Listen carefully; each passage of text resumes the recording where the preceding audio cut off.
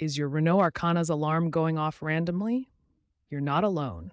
This issue commonly stems from the proximity antenna or door switches.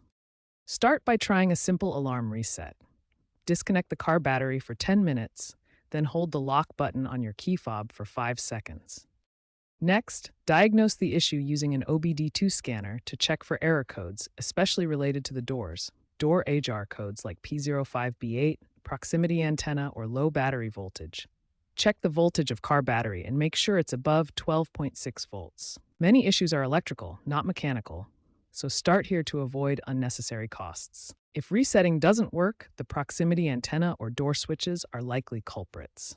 The proximity antenna detects your key fob. If it's corroded or misaligned, often due to water damage or minor accidents, it can trigger false alarms. Inspect the antenna for damage and consider replacing it around $150. Similarly, check the door switches located in the door frames for functionality using a multimeter. They should show continuity less than 1 ohm when the door is closed. Replace any faulty switches around $80.